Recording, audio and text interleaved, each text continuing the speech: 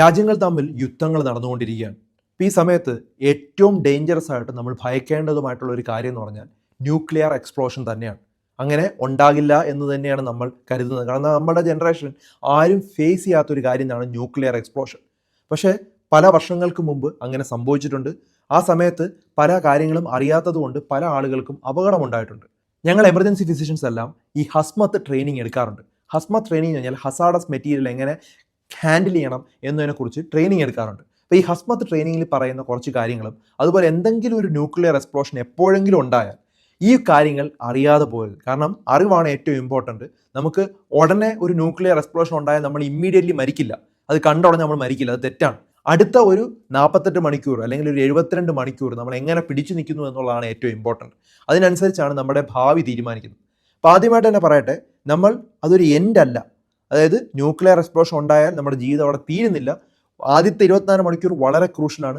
Time കൂടുന്തോറും നമുക്ക് safe ആയിക്കൊണ്ടിരിക്കുകയാണ്. അത്രയും നേരമാണ് നമ്മൾ പിടിച്ചു നിൽക്കേണ്ടത്. അപ്പോൾ ആദ്യമായിട്ട് നമ്മൾ ന്യൂക്ലിയർ എക്സ്പ്ലോഷൻ വരുന്ന സമയത്ത് നമ്മൾ സിനിമയിലൊക്കെ കാണുന്ന പോലെ ഒരു വൈറ്റ് ഫ്ലാഷ് കാണാൻ പറ്റും. ആ വൈറ്റ് ഫ്ലാഷ് കാണുമ്പോൾ അങ്ങോട്ട് നോക്കരുത്, അതാണ് ഏറ്റവും ഇമ്പോർട്ടൻറ്റ്. നമ്മൾ എന്ത് ചെയ്യണം? നിലത്തോട്ടം കിടക്കണം. അതുപോലെ നമ്മുടെ ചെവിയിൽ കൈവയ്ക്കുക, അതുപോലെ വാ തുറന്നു പിടിക്കുക. വാ തുറന്നു പിടിക്കുന്നതെന്ന് പറഞ്ഞാൽ വലിയ ശബ്ദം വരുമ്പോഴത്തേക്ക് ഇയർ ഡ്രം പൊട്ടിപ്പോം, നമ്മുടെ ചെവിയിലുള്ള ഡ്രം പൊട്ടിപ്പോം. വാ തുറന്നു വെച്ച് കഴിഞ്ഞാൽ എന്തോ ഗുണമെന്ന് പറഞ്ഞാൽ ആ പ്രഷർ അത്രയും നമ്മുടെ ചെവിയിലോട്ട് എത്തില്ല. പൊടി വരുന്നുണ്ടെങ്കിൽ വാ അടച്ചു വയ്ക്കണം. അപ്പോൾ നമ്മൾ എന്ത് ചെയ്യണം? കൈ കൊണ്ട് നമ്മുടെ തലയും അതുപോലെ തന്നെ ചെവിയും കവർ ചെയ്ത് നിലത്തോട്ട് കിടക്കുക. സൗണ്ട് കഴിഞ്ഞതിന് ശേഷം മാത്രമേ അവിടുന്ന് മാറാവൂ. പല ആളുകളും ചെയ്യുന്ന കാര്യമാണ് സൗണ്ട് കേട്ട ഉടനെ ഓടും. അങ്ങനെ ഒരിക്കലും ചെയ്യരുത്. ആ ഒരു ഷോക്ക് വേവ് കഴിഞ്ഞതിന് ശേഷം മാത്രമേ നമ്മൾ സേഫ് ആയിട്ടുള്ള സ്ഥലത്തോട്ട് പോകാവൂ. എങ്ങോട്ടാണ് പോകേണ്ടത്? ഒരു കോൺക്രീറ്റ് ബിൽഡിങ്ങിലാണ് പോകേണ്ടത്. കോൺക്രീറ്റ് ബിൽഡിങ് എത്രയും വേഗം അടയ്ക്കണം. ആ പൊടിയോ ആ ന്യൂക്ലിയർ മെറ്റീരിയലോ നമ്മുടെ ശരീരത്തിലോട്ട് കയറരുത്. ഇമ്മീഡിയറ്റ്ലി കയറിക്കഴിഞ്ഞാൽ ക്യാൻസർ ഉണ്ടാവും, പലതരത്തിലുള്ള പ്രോബ്ലം ഉണ്ടാവും. അപ്പോൾ എന്ത് ചെയ്യണം? നമ്മൾ ആദ്യം തന്നെ നമ്മൾ ഇതിനെ ഒരു കോൺക്രീറ്റ് ബിൽഡിങ്ങിൽ കയറണം. ഈ കോൺക്രീറ്റ് ബിൽഡിംഗ് എന്ന് പറയുമ്പോൾ ഏറ്റവും ബേസ്മെൻ്റ് ഉള്ള ഒരു സ്ഥലമാണെങ്കിൽ ബേസ്മെൻ്റ് ആണ് ഏറ്റവും നല്ലത്. ഇപ്പോൾ ഭൂമിയുടെ അടിയിലൊക്കെ ഉള്ള ഒരു ബേസ്മെൻ്റ് ആണ് ഏറ്റവും നല്ലത്, അവിടെ ഇരിക്കുന്നത് തന്നെയാണ്. ഇനിയുള്ള ചെയ്യേണ്ടത് നമ്മുടെ AC ഓഫ് ചെയ്യുക എന്നുള്ളതാണ്. അല്ലെങ്കിൽ എല്ലാ ഫാനുകളും ഓഫ് ചെയ്യുക. അതുപോലെ ജനലുകളെല്ലാം ടേപ്പ് ചെയ്യണം. നമ്മൾ പ്ലാസ്റ്റിക് കൊണ്ടുവച്ചതിന് ശേഷം ഡക്ട് ടേപ്പ് കൊണ്ടുവന്ന് ഒട്ടിക്കണം. ഒരു കാരണവശാലും ആ പുറത്തുള്ള ആ ഒരു ന്യൂക്ലിയർ മെറ്റീരിയൽ, ആ പൊടി നമ്മുടെ അകത്തോട്ട് കയറരുത്. അത് ഇമ്പോർട്ടൻ്റ് ആണ്. ഇനിയാണ് ഏറ്റവും ഇമ്പോർട്ടൻ്റ് ഉള്ള കാര്യം. നിങ്ങൾ പുറത്തുനിന്ന് അകത്തോട്ട് വന്ന വ്യക്തിയാണ്. അപ്പോൾ അതുകൊണ്ട് നിങ്ങളുടെ ഡ്രസ്സിലെല്ലാം എന്തുകൊണ്ട് ന്യൂക്ലിയർ മെറ്റീരിയൽ ഉണ്ട്. അപ്പോൾ നിങ്ങൾ എന്ത് ചെയ്യണം? എത്രയും വേഗം അത് ഊരണം. അത് പ്രോപ്പറായിട്ട് ഊരിയതിന് ശേഷം ഒരു സീൽഡ് ആയിട്ടുള്ള ഒരു പ്ലാസ്റ്റിക് ബാഗിലോട്ട് അത് ഇടണം. ഇട്ടതിന് ശേഷം അത് പ്രോപ്പറായിട്ട് അടച്ചു വയ്ക്കണം. ഇത്രയും ചെയ്താൽ തന്നെ 80% നിങ്ങൾ സേഫ് ആയെന്ന് പറയാം. അപ്പം നമ്മൾ ഇട്ട ഉടുപ്പുകളെല്ലാം പ്രോപ്പറായിട്ട് കവർ ചെയ്യുക എന്നുള്ളതാണ് ഏറ്റവും ഇമ്പോർട്ടൻറ്റ്. ഈ ഒരു ബാഗ് ഒരു കാരണവശാലും മറ്റുള്ളവരുടെ അടുത്തോട്ട് പോകരുത്. പറ്റുമെങ്കിൽ ആ ഒരു സാധനം റിമൂവ് ചെയ്യുമ്പോൾ ആരും അടുത്തുണ്ടാവാതിരിക്കാൻ ശ്രദ്ധിക്കുക. അതുപോലെ തന്നെ അഥവാ ആളുകളുണ്ടെങ്കിൽ അവർ N95 മാസ്ക് ധരിച്ചിരിക്കുക, ഓർത്തിരിക്കുക. ഇനി നമ്മളൊരു പ്രത്യേക ഒരു മുറിയിൽ പോകുന്നതാണ് ഏറ്റവും നല്ലത്. വേറൊരു റൂമിൽ പോയിട്ട് അങ്ങനെ മാറുകയോ അല്ലെങ്കിൽ പുറത്തുനിന്ന് തന്നെ മാറുന്നതാണ് ഏറ്റവും നല്ലത്. അപ്പോൾ ഒരു സീൽഡ് ആയിട്ടൊരു പ്ലാസ്റ്റിക് ബാഗ് നമ്മൾ ഇട്ടു, അത് മാറ്റി വെച്ചു. അത് കഴിഞ്ഞ ശേഷം നമ്മൾ നല്ലവണ്ണം ഒഴുകുന്ന വെള്ളത്തിൽ കുളിക്കണം. അത് ഷവർ ഓണാക്കി സോപ്പ് തേച്ച് കുളിക്കണം. ഒരു കാരണവശാലും കണ്ടീഷണർ ഉപയോഗിക്കരുത്. കണ്ടീഷണറൊക്കെ ഉപയോഗിച്ച് കഴിഞ്ഞാൽ മുടിയിലൊക്കെ ഇത് ഒട്ടിപ്പിടിച്ചിരിക്കാം. അതുപോലെ സ്ക്രബ് ചെയ്യരുത്. കാരണം തൊലി ഇളകിപ്പോയി കഴിഞ്ഞാൽ അതിൻ്റെ അകത്തോട്ട് റേഡിയേഷൻ കയറി കഴിഞ്ഞാൽ കുറച്ചുകൂടെ ഫാസ്റ്റായിട്ട് നമുക്ക് ക്യാൻസർ പോലുള്ള പല പ്രശ്നങ്ങളുണ്ടാവും. അപ്പോൾ ഒരു കാരണവശാലും സ്ക്രബ് ചെയ്യരുത്. നമ്മൾ ജസ്റ്റ് സോപ്പും വെള്ളം വെച്ച് നമ്മൾ കുളിച്ചാൽ മതി. ഇത്രയും ചെയ്ത് കഴിഞ്ഞാൽ 90% നിങ്ങൾ സേഫായെന്നുള്ള ഏറ്റവും ഇമ്പോർട്ടൻ്റ് ഉള്ള കാര്യങ്ങളൊക്കെ മനസ്സിലായല്ലോ. ഇനിയുള്ളത് നമ്മുടെ വാട്ടർ നമ്മൾ സേവ് ചെയ്യുക എന്നുള്ളതാണ്. ഈ എക്സ്പ്ലോഷൻ നടന്ന് ഇമ്മീഡിയറ്റ്ലി തന്നെ നമ്മുടെ കുറച്ച് ബക്കറ്റുകളും അതുപോലെ പറ്റുന്ന രീതിയിലുള്ള വെള്ളം പിടിച്ചു വയ്ക്കണം. കാരണം ബാക്കി എല്ലാ വെള്ളവും കണ്ടാമിനേറ്റഡ് ആവും, ഈ ന്യൂക്ലിയർ മെറ്റീരിയൽ വരും. അപ്പോൾ നിങ്ങൾ പിടിച്ചു വയ്ക്കുന്ന വെള്ളം മാത്രമേ നിങ്ങൾക്ക് പിന്നെ നല്ലതായിട്ട് കിട്ടുള്ളൂ. അപ്പോൾ എത്രയും പെട്ടെന്ന് കുറച്ച് ആവശ്യത്തിനുള്ള വെള്ളം പിടിച്ചു വയ്ക്കുക എന്നുള്ളതാണ്. പിന്നെ എമർജൻസി കിറ്റുകൾ എന്തൊക്കെയാണ് വെക്കേണ്ടതെന്ന് ഞാൻ ഡീറ്റെയിൽ ആയിട്ട് വേറൊരു വീഡിയോയിൽ പറഞ്ഞാണ്. അപ്പോൾ അതിനകത്ത് ഞാൻ പറഞ്ഞ റേഡിയോ വേണം. ആ റേഡിയോയ്ക്കകത്ത് ഒരു സോളാർ പവേർഡ് ആവാം, അല്ലെങ്കിൽ ബാറ്ററി ഓപ്പറേറ്റഡ് ആവാം, അല്ലെങ്കിൽ കൈ കൊണ്ട് മാനുവലി ഓപ്പറേറ്റ് ചെയ്യാൻ പറ്റുന്ന റേഡിയോ നമ്മൾ ശ്രദ്ധിച്ച് നോക്കുക. എന്തൊക്കെയാണ് അവിടെ പറയുന്നത്, എപ്പോഴാണ് സേഫ്, ഇത്തരമുള്ള കാര്യങ്ങളെല്ലാം അതിൻ്റെ അകത്ത് നിന്ന് അറിയാൻ പറ്റും.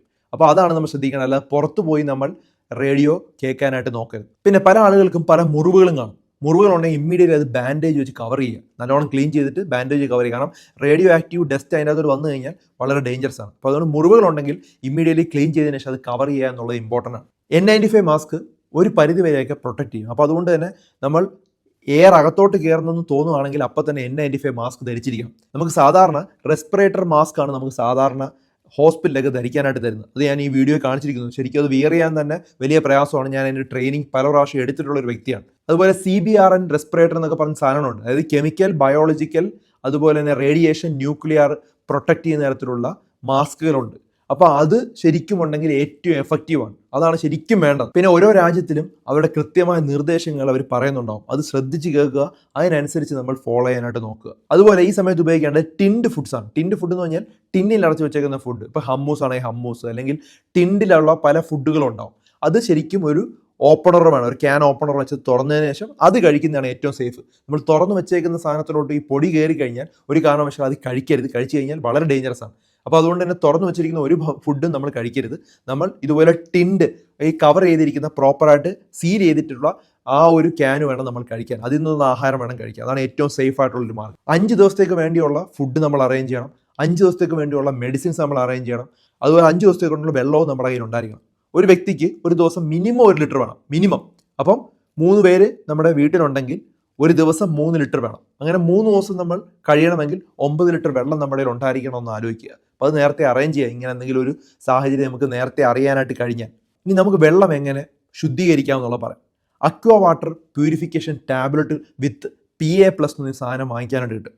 2 ഒരു പോർട്ടബിൾ അക്വ ടാബ്ലറ്റ് ശരിക്കും 1 ലിറ്റർ വെള്ളത്തിലോട്ട് ഇടുക. എന്നിട്ട് ക്യാപ്പ് മുറുകെ അടയ്ക്കേണ്ട, ചെറുതായിട്ട് അടച്ചു വെച്ചാൽ മതി. അത് കഴിഞ്ഞ് ഒരു 5 മിനിറ്റ് വെയിറ്റ് ചെയ്യുക. അതിനുശേഷം നല്ലോണം ആ ഒരു ക്യാപ്പ് അടച്ചതിന് ശേഷം ഷേക്ക് ചെയ്യുക പ്രോപ്പറായിട്ട്. എന്നിട്ട് ക്യാപ്പ് വീണ്ടും ടൈറ്റ് ചെയ്തതിന് ശേഷം ഒരു 30 മിനിറ്റ് വെയിറ്റ് ചെയ്യുക. അതിനുശേഷം ഒരു 2 PA+ ടാബ്ലറ്റ് അതിനകത്തൊരു ആഡ് ചെയ്യുക. വീണ്ടും ഷേക്ക് ചെയ്യുക. എന്നിട്ടൊരു കുറച്ച് നേരം വയ്ക്കുക. ഒരു മിനിമം ഒരു 3 മിനിറ്റെങ്കിലും വെച്ചതിന് ശേഷം മാത്രമേ കുടിക്കാവൂ. ഇങ്ങനെ കുടിച്ചു കഴിഞ്ഞാൽ ശരിക്കും ഒരു പ്രോബ്ലം ഇല്ലെന്നാണ് പറയുന്നത്. ഒരിക്കലും 2 ടാബ്ലറ്റ് ഒരുമിച്ച് ആഡ് ചെയ്യരുത്. ആദ്യം 2 പോർട്ടബിൾ അക്വ ടാബ്ലറ്റ് ആഡ് ചെയ്തതിന് ശേഷം പിന്നെയാണ് 2 PA+ ടാബ്ലറ്റ് ആഡ് ചെയ്യേണ്ടത്. അങ്ങനെയാണെങ്കിൽ കുറേയൊക്കെ നമുക്ക് റേഡിയോ ആക്റ്റീവ് മെറ്റീരിയൽ നമ്മുടെ ശരീരത്തിലോട്ട് കയറുന്നത് പ്രിവെൻറ്റ് ചെയ്യാനായിട്ട് പറ്റും. അപ്പോൾ ഈ രീതിയിൽ ഈ ഒരു കാര്യം കൂടെ ഓർത്തിരിക്കുക. ഇനി നിങ്ങൾക്ക് കുളിക്കാനായിട്ടുള്ളൊരു സാഹചര്യം ഇല്ല. ഫോർ എക്സാമ്പിൾ ഞാനിപ്പോൾ ഹോസ്പിറ്റലിൽ പോയിരിക്കുകയാണ്. ആ സമയത്താണ് ഇങ്ങനെ ന്യൂക്ലിയർ എക്സ്പ്ലോഷൻ ഉണ്ടായെങ്കിൽ നമ്മൾ എന്ത് ചെയ്യണം? വെള്ളം കൊണ്ട് നമ്മൾ മുഖവും കൈയും കാലും ഒക്കെ നല്ലോണം കഴുകുക, സോപ്പും തേച്ചും. അതുപോലെ മൂക്കിലൊക്കെ നല്ലോണം വിരലിട്ട് ചീറ്റി കളയുക. ചെവിയിലും ഒക്കെ നമ്മൾ വെള്ളം കയറ്റി ചീറ്റി കളയുക, ക്ലീൻ ചെയ്യുക പ്രോപ്പറായിട്ട്. ഇനി നമുക്ക് കഴുകാനോ അവസരമില്ലെങ്കിൽ ഒരു വെറ്റ് വൈപ്പ് ഉണ്ടെങ്കിലും തുടച്ചിരിക്കണം. പ്രത്യേകിച്ചും നമ്മൾ എക്സ്പോഷർ ഉള്ള സ്ഥലങ്ങൾ, നമ്മളിത് എക്സ്പോഷർ വരാൻ സാധ്യതയുള്ള തൊലി പുറത്തോട്ട് കാണുന്ന സ്ഥലങ്ങളെല്ലാം ഇതുപോലെ തുടച്ച് വൃത്തിയാക്കണം. ഇനി മറ്റുള്ളൊരു വ്യക്തിയെ ഹെൽപ്പ് ചെയ്യുകയാണ്. ഇപ്പോൾ ഫോർ എക്സാമ്പിൾ നമുക്കൊരു വീട്ടിലൊരു കുട്ടിയെ ഹെൽപ്പ് ചെയ്യണം കുളിക്കാനായിട്ട്. അങ്ങനെയാണെങ്കിൽ നമ്മൾ ഗ്ലൗസ് ധരിച്ചിട്ട് വേണം നമ്മൾ ഈ രീതിയിൽ ഹെൽപ്പ് ചെയ്യാനായിട്ട്. അപ്പോൾ അതും ഓർത്തിരിക്കേണ്ട ഒരു കാര്യമാണ്. ഇനിയുള്ളത് പൊട്ടാസ്യം അയഡൈഡ് ടാബ്ലറ്റുകളുണ്ട്. ശരിക്കും അത് എങ്ങനെയാണ് യൂസ് ചെയ്യേണ്ടതെന്നുള്ളത് ഞാൻ പറയാം. കാരണം ചില തൈറോയ്ഡ് പ്രോബ്ലംസ് ഉണ്ടാവും ഇത് ഉപയോഗിച്ചില്ലെങ്കിൽ. കാരണം റേഡിയേഷൻ ഉള്ള വെള്ളമാണ് നമ്മൾ കണ്ടിന്യൂസ് കുടിക്കുന്നതെങ്കിൽ നമുക്ക് തൈറോയ്ഡ് ഇഷ്യൂസ് ഒക്കെ ഉണ്ടാവും. അപ്പോൾ അതുകൊണ്ട് പൊട്ടാസ്യം അയഡൈഡ് ഇട്ടതിന് ശേഷം വേണം അത് കുടിക്കാൻ. ഞാൻ ഇപ്പോഴേ പറഞ്ഞാൽ അത് നിങ്ങൾ മിസ്യൂസ് ചെയ്യാൻ സാധ്യത ഉള്ളതുകൊണ്ടാണ് ഞാനത് പറയാത്തത്. അപ്പോൾ എന്തൊക്കെയാണ് ഇതിൻ്റെ ലക്ഷണങ്ങൾ? നമ്മൾ സാധാരണ പറയുന്നത് അക്യൂട്ട് റേഡിയേഷൻ സിൻഡ്രോം എന്ന് പറയുന്നത് നോസിയ, വോമിറ്റിംഗ്, ഡയറിയാണ്. അതായത് ഈ റേഡിയേഷൻ വന്നതിന് ശേഷം ഇമ്മീഡിയറ്റ്ലി നമുക്ക് ഛർദ്ദിക്കാൻ തോന്നുന്നു, ഓക്കാനം ഉണ്ടാകുന്നു, വയറിളക്കം ഉണ്ടാകുന്നുണ്ടെങ്കിൽ അത് ശ്രദ്ധിക്കേണ്ട സിംറ്റംസ് ആണ്. അതിനോടൊപ്പം നമുക്ക് ശ്വാസമുട്ടൽ ഉണ്ടാകുന്നു, ക്ഷീണം ഉണ്ടാകുന്നുണ്ടെങ്കിൽ അക്യൂട്ട് റേഡിയേഷൻ സിൻഡ്രോം ആവാൻ സാധ്യത വളരെ കൂടുതലാണ്. ഇപ്പോൾ ഇതിൻ്റെ ഒരു പ്രശ്നം എന്ന് പറഞ്ഞാൽ നമുക്ക് ഇത്രമാത്രം റേഡിയേഷൻ നമ്മുടെ ശരീരത്തിലോട്ട് എത്തിയാൽ നമ്മുടെ ടോട്ടൽ കൗണ്ട്, നമ്മുടെ പ്രതിരോധ ശക്തി നല്ലോണം കുറയും. ഒരാഴ്ച കഴിയുമ്പോഴത്തേക്ക് അത് കുറയും.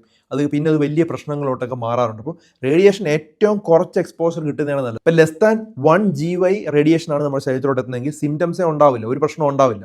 പക്ഷെ മോർ ദാൻ 10 GY റേഡിയേഷനാണ് നമ്മുടെ ശരീരത്തിലോട്ട് എത്തുന്നതെങ്കിൽ മരണം വരെ സംഭവിക്കാൻ സാധ്യതയുണ്ട്. അപ്പോൾ അതുകൊണ്ട് റേഡിയേഷൻ എത്ര കുറച്ച് കിട്ടാൻ പറ്റുമോ അത്രയാണ് നല്ലത്. കുറച്ച് നേരം കഴിയുമ്പോൾ ഈ ഒരു റേഡിയേഷൻ്റെ അറ്റ്മോസ്ഫിയറിലുള്ള അതെല്ലാം താഴോട്ട് വീഴും, താഴോട്ട് അടിയും. അപ്പോൾ അതുകൊണ്ട് തന്നെ നമ്മൾ ആദ്യത്തെ ഒരു 72 മണിക്കൂറാണ് ഏറ്റവും important. First 24 hours is very crucial. അത് കഴിഞ്ഞിട്ടുള്ള 2 ദിവസം കൂടെ വെയിറ്റ് ചെയ്യാം. 3 ദിവസം കഴിയുമ്പോൾ അത് കുറേ സേഫ് ആയിട്ട് മാറും. അപ്പം 3 കാര്യങ്ങളാണ് നിങ്ങൾ ചെയ്യേണ്ടത്. Get inside, stay inside and tune inside. അതായത് വീട്ടിൽ നിന്ന് നമ്മൾ റേഡിയോ മാത്രം ട്യൂൺ ചെയ്ത് നോക്കുക. അപ്പോൾ എത്രയും പെട്ടെന്ന് വീട്ടിനകത്തോട്ട് കയറുക, അവിടെ തന്നെ ഇരിക്കുക. അതുപോലെ ട്യൂൺ, അവിടെ ഇരുന്ന് തന്നെ നമ്മൾ റേഡിയോ ഒക്കെ ചെക്ക് ചെയ്ത് നോക്കുക, സേഫ് ആണോ എന്നുള്ളത് ചെക്ക് ചെയ്ത് നോക്കുക. നിങ്ങൾ മനസ്സിലാക്കേണ്ടത് വെളിയിൽ ഒന്നും സേഫ് അല്ല. അപ്പോൾ അതുകൊണ്ട് അകത്ത് തന്നെ ഇരിക്കുക, വീട്ടിൻ്റെ അകത്ത് തന്നെ ഇരിക്കുക എന്നുള്ളതാണ് ഏറ്റവും ഇമ്പോർട്ടൻറ്റ്. അപ്പോൾ ഇങ്ങനൊരു റിസ്ക് ആർക്കും ഉണ്ടാകില്ല എന്ന് തന്നെയാണ് നമ്മൾ പ്രതീക്ഷിക്കുന്നത്. പക്ഷേ ഇങ്ങനൊരു സാഹചര്യം ഉണ്ടായാൽ എന്തെങ്കിലും ഒരു കാരണവശാൽ നമ്മുടെ അറിവ് നമ്മളെ എപ്പോഴും രക്ഷിക്കും. അപ്പോൾ അതിനുവേണ്ടിയാണ് ഞാൻ ഈ ഒരു വീഡിയോ നേരത്തെ പറഞ്ഞത്. ഒരു കാരണവശാലും പേടിക്കേണ്ട ഒരു സാഹചര്യമില്ല. ധാരാളം ആളുകളുടെ അറിവിലേക്ക് ഇത് ഷെയർ ചെയ്ത് കൊടുക്കുക. കാരണം അറിവുണ്ടെങ്കിൽ നമുക്ക് മറ്റുള്ളവരെ പ്രൊട്ടക്ട് ചെയ്യുമ്പോൾ നമ്മളെ അവർ പ്രൊട്ടക്ട് ചെയ്യണം. കാരണം വേറൊരാൾക്ക് ദേഹത്ത് റേഡിയേഷൻ ഉണ്ടെങ്കിൽ അവർ പ്രോപ്പറായിട്ട് ഇത് ക്ലീൻ ചെയ്യുന്നതെന്ന് അറിയില്ല, എങ്ങനെയാണ് മാനേജ് ചെയ്യേണ്ടതെന്ന് അറിയില്ലെങ്കിൽ അത് നമ്മുടെ ശരീരത്തിലോട്ട് വരാൻ സാധ്യതയുണ്ട്. അപ്പോൾ അതുകൊണ്ട് ഏറ്റവും നല്ല കാര്യം ഏറ്റവും ആളുകളിൽ വിവരം ഉണ്ടാക്കി കൊടുക്കുക എന്നുള്ളതാണ്. അപ്പോൾ ധാരാളം ആളുകളുടെ അറിവിലേക്ക് ഇത് ഷെയർ ചെയ്ത് കൊടുക്കുക. മറ്റൊരു വീഡിയോയുമായി ഡോക്ടർ ഡി ബെറ്റർ ലൈഫ് ഉടനെ വരുന്നതായിരിക്കും. Take care all.